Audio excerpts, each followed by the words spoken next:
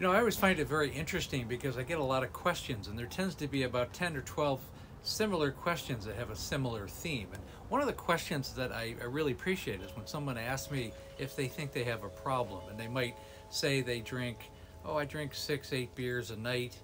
Do you think that's an issue? Okay.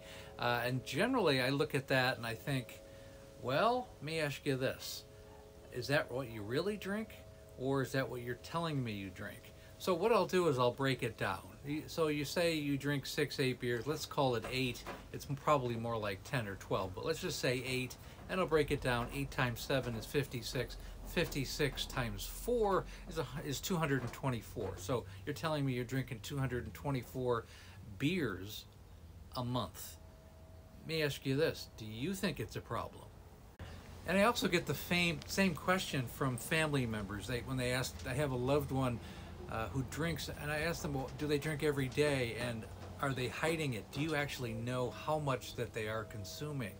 Because if you're finding bottles and cans and you don't even know how much they're drinking on a regular basis, that's probably a problem. Drinking in isolation alone is a problem, but if you can't even count and get an accounting of what they're drinking, then yeah, it's a problem.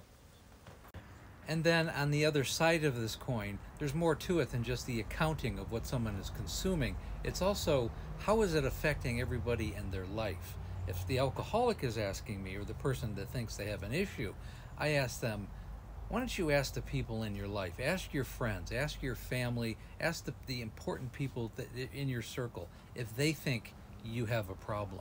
If you have, if you have enough guts to do that, if you have enough nerve to ask that, then you are at least willing to open the door on admittance that you might have a problem. You're going to get an answer that you may or may not like. It may surprise you, but you have to listen to that and then act accordingly.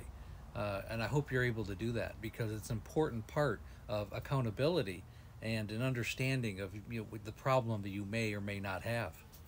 And as a caveat to that, don't ask your drinking buddies. If you have a bunch of guys or girls that you drink with on a regular basis, don't ask them if you have a drinking problem. They're going to say, oh no, you're fine. We all just have a few beers. Let's just have some fun and not worry about it. That's not the answer you want. You want somebody who's genuinely a friend and genuinely has your best interest at heart, not a fair weather friend. Ask a family member or a very important, significant, long-term friend who will give you an objective answer. That's really crucial as well. First off, I want to say, if you're reaching out to myself or somebody in your life and asking if you have a problem, that's a wonderful thing. That means you're reaching out, and the thing is, you probably already know the answer to the question. That you're not really asking the question, you're really looking for a reason for somebody to agree with you one way or the other. You're looking for an accountability, and that's a good thing. And again, if you need help with these types of issues, family issues, or if you have an alcoholic in your family, schedule a breakthrough call. I've helped hundreds of families, and just as importantly, I've helped alcoholics.